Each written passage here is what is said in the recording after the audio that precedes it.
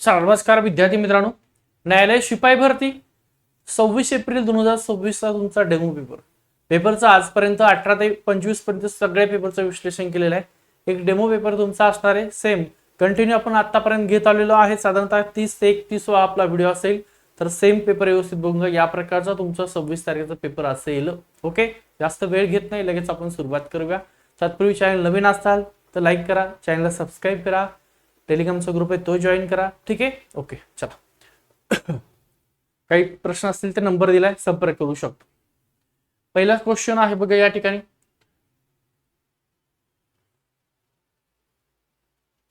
कृतज्ञ या शब्दाला योग्य विरुद्धार्थी शब्द कुठला आहे? कुठला दिलाय? कृतज्ञ हा शब्द दिला।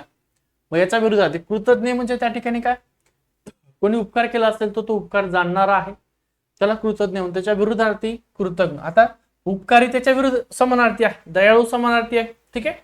परंतु कृतज्ञ हा जो आहे हा विरुद्धार्थी, उपकार केला गेला गेला तिकडे उडत असा म्हणणारा हा कृतज्ञ आहे।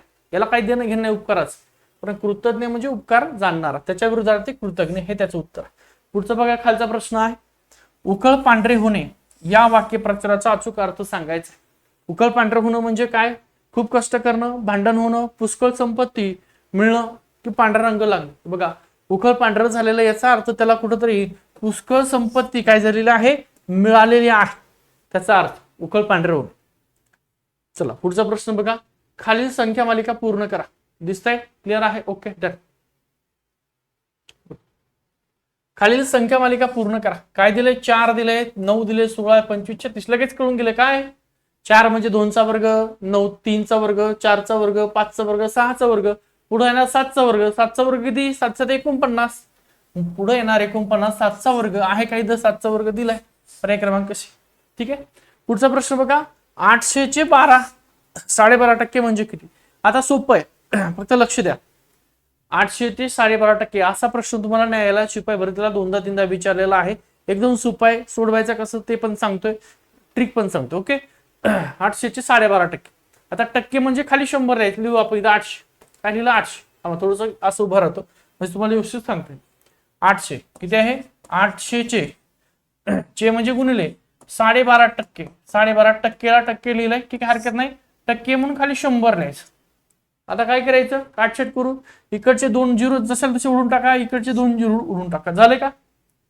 गुणाकार करा, 8 × 12.5 होत नाही का? असं करा डायरेक्ट, 12 ने 8 ला गुणाकार करा, 12 8 96 लिहा, 96 जशाल तसे।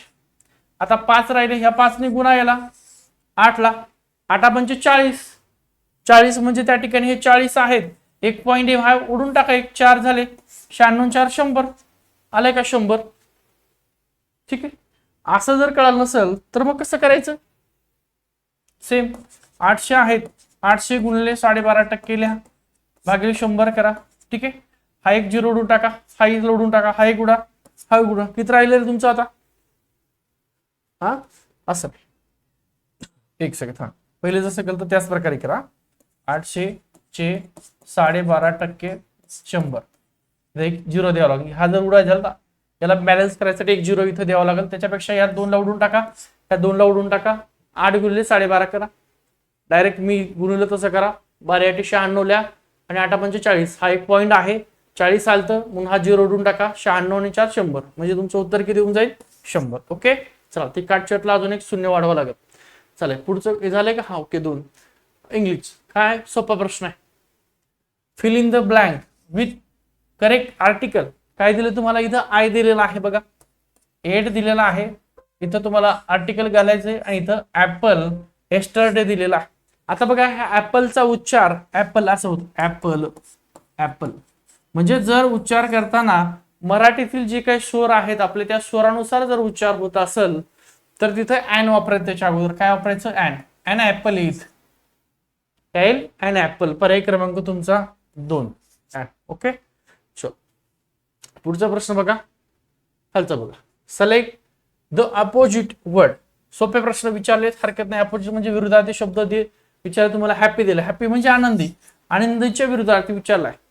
जॉय समानार्थी आहे, ग्लॅड समानार्थी आहे, ब्राईट समानार्थी विरुद्धार्थी, सॅड म्हणजे दुःख, सॅड म्हणजे काय? दुःख, आणि हॅपी म्हणजे आनंद किंवा आनंदी।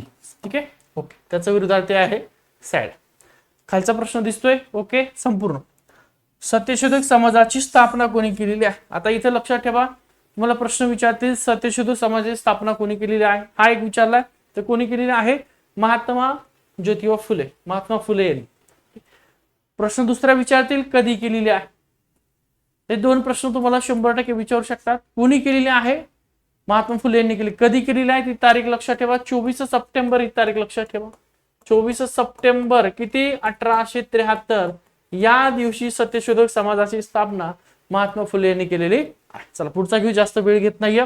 आता हे सगळे प्रश्न जर पाहिले असेल तर तुम्हाला न्यायालय शिपाई भरती जॉईन व्हायचे असेल तर लक्षात ठेवा, तुमचे सगळे प्रश्न आपले जे 5000 प्रश्नाची वन लाईन नोट्स आहे बघा, 5000 प्रश्न आहे. पण 5000 प्रश्न कसे आहेत? वन लाईन स्वरूपात आहे. वन लाईन स्वरूपात 5000 क्वेश्चन आहेत. प्लस तुम्हाला 20 सध्याच्याला 20 सराव पेपर. किती? 20 सराव पेपर तुम्हाला 2018 ते 25च्या पेपर नुसार आपण देतोय. याची फीस फक्त ठेवलेली 99 रुपये. किती ठेवलेली आहे? 99 रुपये. हा व्हिडिओ बघताय, व्हिडिओच्या डिस्क्रिप्शन मध्ये आपलं श्री अकॅडमीचं ऍप आहे, ते डाउनलोड करा.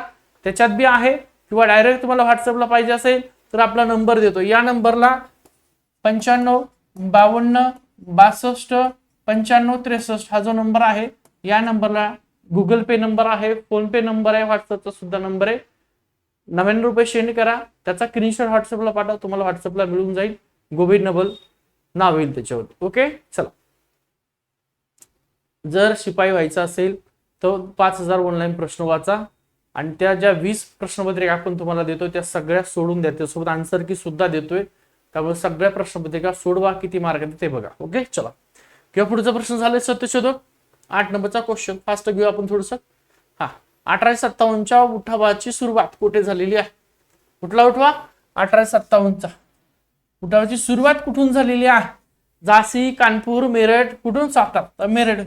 किती तारीख आहे? 10 मार्च 1857 या दिवशी उठावाची सुरुवात झालेली आहे, लक्षात ठेवा. ओके, चला पुढचा प्रश्न आहे. भारतीय राष्ट्रीय काँग्रेसचं पहिलं अधिवेशन कोणत्या शहरामध्ये भरलं होतं? तर मुंबईत. कधी भरलं होतं? 28 डिसेंबर 1885. तारीख सुद्धा कधी कधी तुम्हाला विचारली. 28 डिसेंबर तारीख सुद्धा 1885. कारण 9/1985 1885 पहिलं अधिवेशन. अध्यक्ष सुद्धा पहिले 5 अधिवेशन पाठ करा. त्याचं ठिकाण कुठं झालंय, त्याचे अध्यक्ष कोण होते एवढं. पहिले अध्यक्ष कोण? उमेशचंद्र बॅनर्जी. ओके, चलो. दांडी यात्रा कोणत्या आंदोलनाशी संबंधित आहे? कुठली यात्रा? दांडी यात्रा. आता दांडी यात्रा कशाची? बरोबर, मीठ आंदोलन.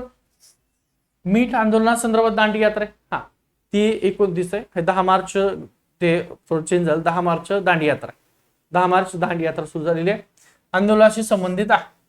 तर सविनय कायदेभंग, मीठाचा कायदा मोडायचा आहे, सविनय कायदेभंग म्हणून दांडी यात्रा सुरू केलेली महात्मा गांधींनी. ओके, हा, ते 29 मार्च काहीतरी 1857 आहे, ते नंतर बघून घेऊ. त्याचं करेक्शन करू पुढच्या व्हिडिओमध्ये, काय प्रॉब्लेम आहे. ओके, चला. 11 नंबरचा क्वेश्चन. महाराष्ट्रातील सर्वोच्च शिखर कुठलं आहे रे बाबांनो? कळसुबाई कोणत्या जिल्ह्यात? आता एका ठिकाणी तुम्हाला जिल्हा विचारला, एका ठिकाणी उंची विचारली, एका ठिकाणी तालुका सुद्धा विचारलेला. तर कुठल्या जिल्ह्यात आहे? तर नगर नाही, आता अहिल्यानगर जिल्हा आहे. अहिल्यानगर या जिल्ह्यामध्ये आहे. तालुका विचारला तर अकोले नावाचा तालुका आहे, अकोले. उंची 1646 मीटर आणि ट्रिक कसा मी असतो. ओके, लक्षात ठेवा. चालेल. पुढचं. क्षेत्रफळाच्या दृष्टीने भारतातलं सर्वात मोठं राज्य कुठलं आहे? बघा, मग तुम्हाला प्रश्न इथं मोठं राज्य विचारले, प्रश्न असा विचारतील की क्षेत्रफळाच्या दृष्टीने महाराष्ट्राचा क्रमांक कितवा लागतो? क्षेत्रफळाच्या महाराष्ट्र कितवा आहे? 3रा. मग क्षेत्रफळाच्या दृष्टीने भारतामध्ये दुसऱ्या क्रमांक राज्य कुठला आहे? दुसरा मध्य प्रदेश. आणि पहिला, आताचा प्रश्न, भारतात सर्वात मोठं राज्य राजस्थान. पहिला क्रमांक राजस्थानचा लागतो. लोकसंख्यामध्ये म्हटलं तर पहिला उत्तर प्रदेश. लोकसंख्यामध्ये सर्वाधिक लोकसंख्याचं राज्य 1 नंबर उत्तर प्रदेश आणि 2 नंबर मग आपलं महाराष्ट्र. एक लक्षामध्ये असू द्या. त्यासोबत हा पुढे आहे तो घेतला पंचराज्याचा घेतला. महाराष्ट्राला किती किलोमीटर लांबीचा समुद्र किनारा लाभलेला आहे? याच्यावर प्रश्न 2दा घेतलाय. का घेतलाय ते पण सांगतो, लक्षात ठेवा. याच्या ऑप्शन बघा, 700, 720, 800, 650. तर जुना आपला 720 किलोमीटरला महाराष्ट्राला समुद्र किनारा लाभलेला आहे. पर्यायामध्ये चेक करायचं आहे 720 आहे का, बाकी सुद्धा दिले. तर नवीन नव्याने जी काय आता मोजणी केली, आधुनिक पद्धतीने समुद्र किनाऱ्याची मोजणी केलेली आहे, त्यामुळे महाराष्ट्राचा सुद्धा जो काय पूर्वीचा किनारा होता 7517 चौरस किलोमीटर, तर तो आता चेंज झालेला आहे, तो सुद्धा वाढलेला आहे. महाराष्ट्राचा सुद्धा वाढलेला आहे, एकदा चेक करून घ्या. जुना आपला 720 किलोमीटर आहे आणि पर्यायीमध्ये काय ते सुद्धा चेक करा. आणि नवीन 877 का 787 काहीतरी एकदा चेक करा नव्याने सुद्धा, कारण मागच्या व्हिडिओ सुद्धा मी दिलेले ते व्यवस्थित चेक करून घ्या. आणि सेम असे असतील तर मग आपलं जुनं करा 720 किलोमीटर. ओके, चलो पुढं. दक्षिण भारताची सर्वात लांब नदी कुठली आहे? तर आपली गोदावरी नदी आहे दक्षिण भारताची सर्वात लांब नदी, तिलाच वरदगंगा सुद्धा म्हणतात. म्हणजे उत्तर आहे तुमचं गोदावरी. 14 15 नंबरचा क्वेश्चन. उच्च न्यायालयाच्या न्यायाधीशाच्या निवृत्तीचं वय किती आहे? किती वर्ष आहे? उच्च न्यायालय म्हटलं, ठीक आहे, म्हटलं की 62 वर्ष. सर्वोच्च म्हटलं तर 65 वर्ष. सर्वोच्च न्यायालय किती आहे? 65 वर्ष. उच्च न्यायालय 62 वर्ष. ओके, चलो पुढचा प्रश्न अत्यंत महत्वाचा आहे, लक्षात ठेवा. यावरती क्वेश्चन येईल न्यायालय संदर्भामध्ये. आता भारतीय संविधानाच्या कोणत्या कलमानुसार उच्च न्यायालयाला, कोणाला? उच्च न्यायालयाला रीट आदेश काढू शकते?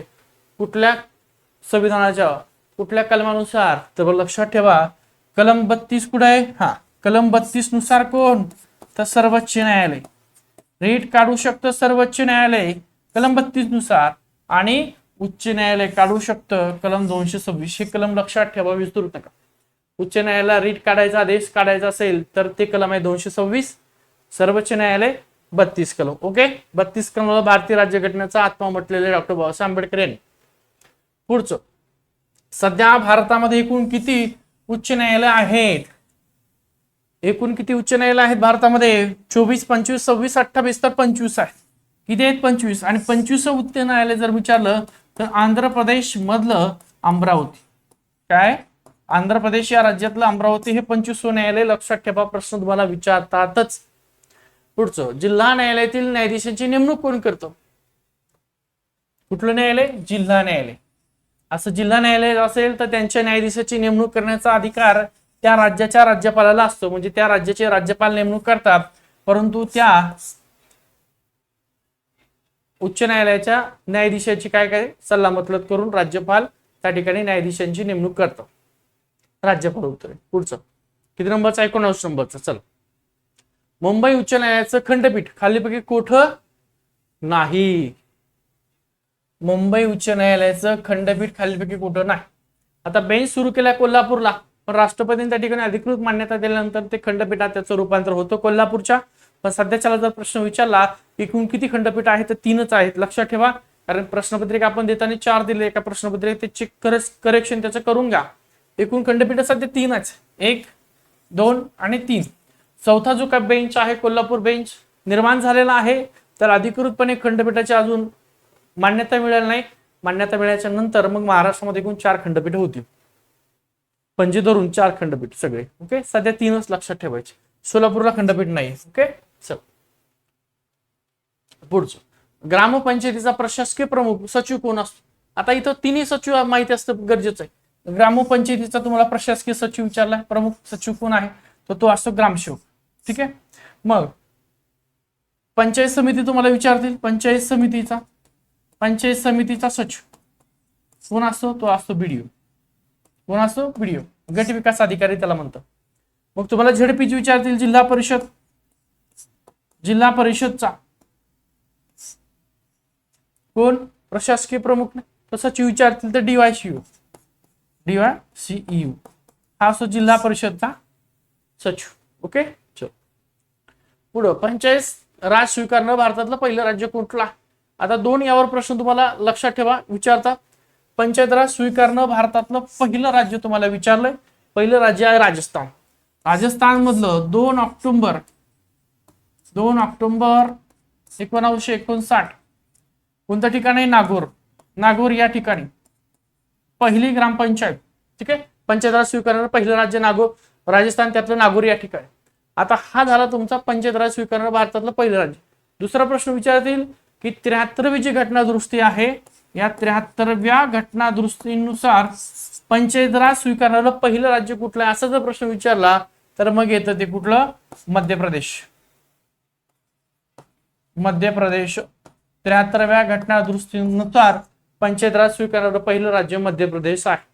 महाराष्ट्र पंचायत राज स्वीकारणारं कितवं राज्य आहे ते कमेंटमध्ये पटकन दिशी सांगा. ओके, चला. पंचायत समितीचा सभापती आपला राजीनामा कोणाकडे जाता पाहिजे. पंचायत समितीचा सभापती राजीनामा सूत्र कसं आहे बघा, लक्षात ठेवा. पहिलं आपण जर आलो ग्रामपंचायत मध्ये, ग्रामपंचायत ओके, ग्रामपंचायतला आलो. ग्रामपंचायतचा जो काय उपसरपंच असेल सरपंचाकडे राजीनामा देईल. सरपंचाला राजीनामा द्यायचा असेल, सरपंचाला राजीनामा द्यायचा, तू काय करतो माहिती का तुम्हाला, पंचायत समितीचं आहे, पंचायत समितीच्या सभापतीला राजीनामा देतो. पंचायत समितीचा उपसभापती असेल किंवा उपसभापती सभापतीला देतो. पंचायत समितीच्या सभापतीला राजीनामा द्यायचा, याला राजीनामा द्यायचा. तो काय करतो, जिल्हा परिषद आहे त्याच्या अध्यक्षाला राजीनामा देतो. जिल्हा परिषदच्या अध्यक्षाला राजीनामा द्यायचा, तो विभागीय आयुक्ताला राजीनामा, असं हे राजीनाम्याचं चित्र आहे. मग पंचायत समितीचा सभापती याला आपला राजीनामा द्यायचा असेल तर तो कोणाकडे देतो, तर जिल्हा परिषदच्या अध्यक्षाकडे आपला राजीनामा देतो. हे लक्षामध्ये असू द्या. 23 नंबरचा आहे पेशीचं ऊर्जा केंद्र, powerhouse of the cell कोणाला म्हटलं जातं, तंतुकणिका, मायट्रोकॉन्ड्रिया म्हणतात त्याला, लक्षात ठेवा. तंतुकणिका त्याला पेशीचं ऊर्जा केंद्र म्हणतात. पुढचं, कोणत्या जीवनसत्वाच्या अभावामुळे रातांधळेपणा हा होतो, म्हणजे ज्याला नाईट ब्लाइंडनेस म्हणतो आपण, तर अजीवनसत्व आहे, अजीवनसत्वामुळे तो होत. पुढचा, भारताचे सध्याचे 51 आता 53 न्यायाधीश आहेत, लक्षात ठेवा. इथे 91 दिले तुम्हाला, सध्याचे आपले 53 सरन्यायाधीश आहे. 53 कोण आहे ते सगळं आता 51, 52, 53 सगळे डिटेल मध्ये तुम्हाला सांगतो मी सरन्यायाधीश. ही माहिती असणं गरजेचं आहे, कारण तुम्हाला त्यावरती प्रश्न येऊ शकतो, नाही येणारच आहे, कारण न्यायालय रिलेटेड एक क्वेश्चन तुम्हाला त्या ठिकाणी नेहमी विचारले जातात. आता बघा 48 पासून घेऊ आपण. 49 ऐकच्यात, हा उदय ललित आहे, हे होते आपले 49वे न्यायाधीश. कोण, उदय ललित. 50वे आपले चंद्रचूड, हे होते आपले 50वे न्यायाधीश. ओके, त्याच्यानंतर संजीव खन्ना, हे होते आपले 51वे न्यायाधीश. कुठले होते, 51वे न्यायाधीश. मग तुम्हाला 51 विचारले, मग प्रश्न काय केला लक्षात ठेवा, किती विचारले, 51 किंवा सध्याचे विचारले, तर 51वे संजीव खन्ना. त्याच्यानंतर 52वे न्यायाधीश भूषण गवई. 52वे कुठले होते, भूषण गवई, हे आपले 52 होते. आणि सध्याचे चालू रनिंग जे काय सरन्यायाधीश आहेत आपले हे 53वे सूर्यकांत मदन शर्मा नाव आहे त्यांचं. काय आहे, सूर्यकांत मदन शर्मा, हे आपले सध्याचे 53वे सरन्यायाधीश आहेत. सूर्यकांत मदन शर्मा, लक्षात ठेवा. तुम्हाला किती विचारतो, 51, 52, 53 लक्षामध्ये ठेवा. चला पुढचा प्रश्न, महाराष्ट्राचे सध्याचे राज्यपाल कोण आहे, तर सध्या कोण आहे, आपले आचार्य देवव्रत सध्याचे राज्यपाल आहे. पुढचा प्रश्न आहे, मुंबई उच्च न्यायालयाचे सध्याचे मुख्य न्यायाधीश कोण आहेत, तर ते श्री चंद्रशेखर आहे. त्याच्या सुद्धा एकदा व्यवस्थित बघून घ्या. त्यानंतर प्रोजेक्ट चित्ता अंतर्गत नामिबियातून आणलेले चित्ते कोणत्या राष्ट्रीय उद्यानात ठेवलेले आहे. कुठं, नामिबियातून आणि दक्षिण आफ्रिकेतून चित्ते आणले होते, तो होता प्रोजेक्ट चित्ता या अंतर्गत. तर कुन्नू नावाचं राष्ट्रीय उद्यान आहे मध्य प्रदेशमध्ये, इथं या राष्ट्रीय उद्यानामध्ये ते ठेवलेले आहे. पुढं, महाराष्ट्राचे शालेय शिक्षण मंत्री कोण आहेत, मंत्रिमंडळ केंद्राचं किंवा राज्याचं, एक प्रश्न विचारतातच. तर शालेय शिक्षण मंत्री कोण आहे, दादाजी भुसे शालेय शिक्षण मंत्री आहे. त्यानंतर भारतातील पहिले डिजिटल हायकोर्ट कोणतं ठरलेलं आहे, भारतातलं पहिलं डिजिटल हायकोर्ट कुठलं आहे, तर केरळ या राज्याचं भारतातलं पहिलं डिजिटल हायकोर्ट. कुठलं डिजिटल हायकोर्ट पहिलं भारतातलं, कुठलं, केरळ. बघा न्यायालयाचे 2018 पासून ते 2025 पर्यंत जेवढे काही प्रश्न आहेत ते सगळे विश्लेषण करून त्याच्या रिलेटेड आपण प्रश्नपत्रिका बनवतोय. अशा तुम्हाला 20 प्रश्नपत्रिका आपण घेतो. किती, 20 प्रश्नपत्रिका आहेत. त्याच्यासोबत एक 5000 प्रश्नाचं ऑनलाईन टाईप प्रश्न आहे, त्याला काही आपण क्रमांक दिलेला नाही, ऑनलाईन प्रश्न आहेत. किती आहेत, 5000 हे ऑनलाईन प्रश्न. आणि ह्या 20 प्रश्नपत्रिका सध्या तयार आहेत, जशा तयार होतील तशा वाढतील, त्या तुम्हाला मिळत राहतील, काय काळजी करू नका. तुमच्या एक्झाम पर्यंत साधारणतः अजून एक 20 प्रश्नपत्रिका तुम्हाला मिळतील. पण सध्याच्याला तुम्हाला 20 प्रश्नपत्रिका आणि 5000 ऑनलाईन प्रश्न मिळतील. तर त्याची फीस 95 किती आहे, 99 रुपये.